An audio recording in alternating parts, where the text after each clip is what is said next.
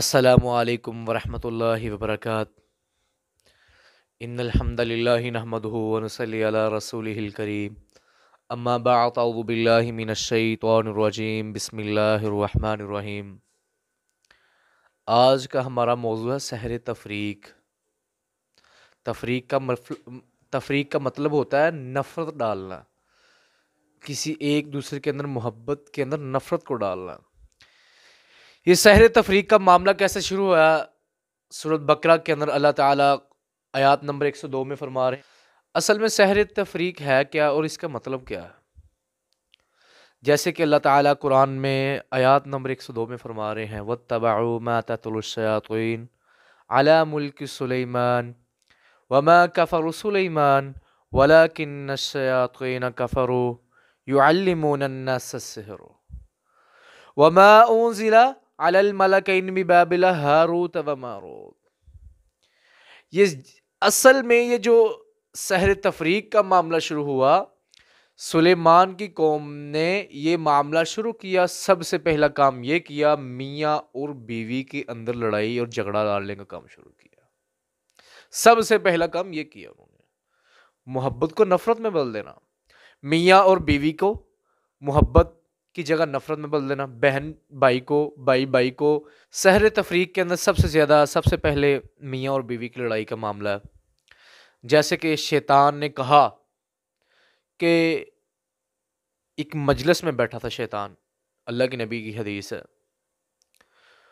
اور جو شیطان کے چیلے تھے وہ بتانے لگے آج میں نے یہ کام کیا، وہ کہتے آج میں نے یہ کام کیا، وہ کہتا آج میں نے یہ کام کیا۔ اور شیطان کا ایک چیلا اٹھا، اس نے کہا آج میں نے میاں اور بیوی کے اندر لڑائی اور جھگڑے کو ڈالا۔ اور شیطان نے اس کو بلا کے اس کا ماتھا چوما اور اپنا سر کا تاج اتار کے اس کے سر پہ رکھ دیا۔ اور شیطان اس بات پہ سب سے زیادہ خوش ہوتا ہے کہ میاں بیوی آپس میں لڑائی اور جھگڑا کریں۔ چھوٹی چھوٹی باتوں پر غصہ آنا شروع ہو جائے گا، چھوٹے چھوٹے معاملات پر غصہ آنا شروع ہو جائے گا۔ جیسا کہ گھر کے اندر میاں اور بیوی کی لڑائی کے اندر خاص کر کے یہ چیزیں بڑی نوٹ کی جاتی، جی کھانا کے اندر نمک کا زیادہ کر دیا، پانی مجھے ٹائم سے نہیں دیا، کپڑے مجھے ٹائم سے، یہ چھوٹی چھوٹی باتیں یہ سحر تفریق کے اندر پائی جاتی ہیں۔ ویسے بھی گھروں میں لڑائی جھگڑا ہو سکتا ہے، لیکن یہ شیطان کی طرف سے سب سے پہلا پلاننگ یہ ہوتی ہے سحر تفریق کے اندر میاں اور بیوی کے اندر لڑائی ڈالی جائے، میاں بیوی کے درمیان، دو خاندانوں کے درمیان، دو ملکوں کے درمیان، کہ ان کا بیڑا غرق کر دینا ہے لڑائی اور جھگڑا ڈال کے۔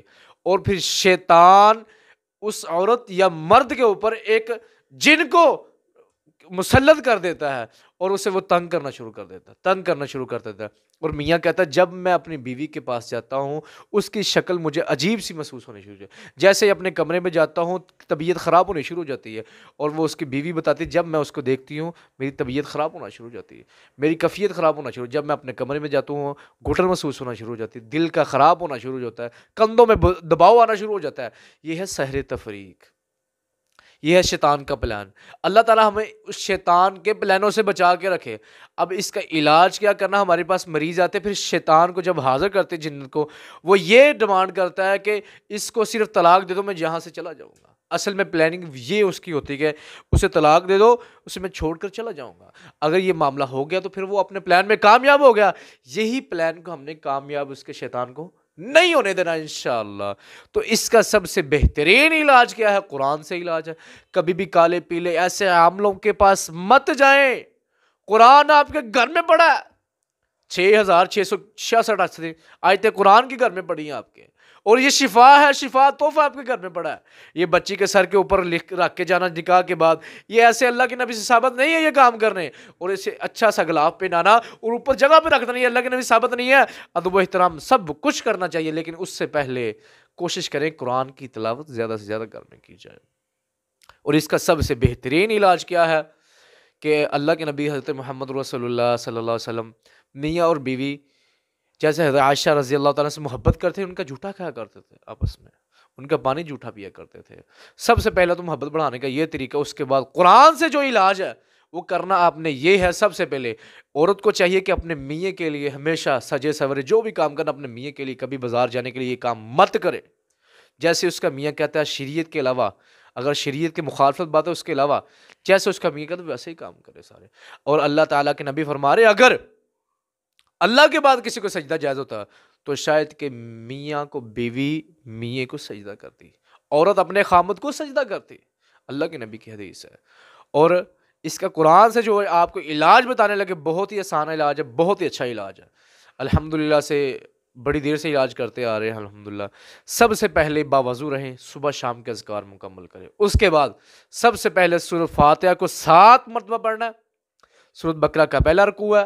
سورۃ بقرہ کی یہی والی آیتیں آپ نے سورۃ بقرہ کی آیات نمبر 102 وَاتَّبَعُوا مَا تَتْلُو الشَّيَاطِينُ والی یہی آیات ہے. اس کے اندر ہی اللہ تعالیٰ نے آگے علاج بھی بتایا. یہ آیات 102 نمبر کم سے کم 7 مرتبہ. اس کے بعد اللہ تعالیٰ کے نبی فرما رہے ہیں سورۃ بقرہ کی 2 آخری آیات اس کی اتنی زیادہ فضیلت ہے. جو یہ فرشتہ لے کے آیا تھا کبھی بھی یہ زمین پہ اترا ہی نہیں تھا.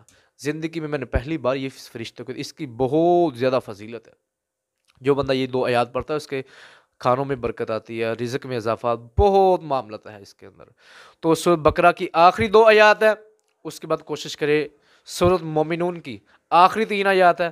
سورۃ حج کی آیات نمبر 19 ہے, 20 ہے, 21 ہے, 22 ہے. اس کے بعد سورۃ حشر کا آخری رکوع اور آخری 3 کل. یہ صبح شام پڑھ کر نا کم سے کم 7 مرتبہ پانی کے اوپر پھونک دے اور پانی کا استعمال کرے, میاں بھی اور بیوی. انشاءاللہ اللہ کی توفیق کے ساتھ اس کا علاج بہت آسان ہے. اور ہمارے رقیہ شریعہ بھی اس چینل پہ ہمارے پڑھے ہیں, وہ رقیہ بھی سنیں انشاءاللہ, اس سے بھی آپ کو بہت زیادہ فائدہ ہوگا. اور کالے پیلو ایسے بابوں کے پاس جانا چھوڑ دے, درباروں پہ جانا چھوڑ دے, یا جاہل لوگوں کے پاس جانا چھوڑ دے جو ہمارا دین بھی خراب کرتے ہیں, ایمان بھی خراب کرتے ہیں, ہمارے پیسے بھی خراب کرتے ہیں اور ہماری بہنوں کی عزتیں بھی لوٹتے ہیں. ان چیزوں سے بچ جائیں آپ اور قرآن کا علاج کرے, قرآن سے ہی علاج کرے. اس دنیا میں سب سے اچھا رقیہ قرآن کا رقیہ ہے, اس سے علاج کروائیں. سب سے بہترین علاج یہ ہے. اللہ تبارک و تعالی ہمیں شیطان کے شر سے بچا کے رکھے اور حاسدین کے حسد سے, اور اللہ تعالی ہمارا حامی و ناصر ہو, ہمیں صحیح معنوں میں قرآن پر عمل کرنے کی توفیق عطا فرمائے. انشاءاللہ قرآن کی تلاوت سے اس کا دنیا میں ہر بیماری کا علاج اللہ تبارک و تعالی نے قرآن میں رکھا ہے. قرآن کا رقیہ زیادہ سے زیادہ کرے. انشاءاللہ سحری تفریق کا معاملہ بہت جلد ختم ہو جائے گا. اللہ تعالی ہمارا حامی و ناصر ہو. السلام علیکم ورحمۃ اللہ وبرکاتہ.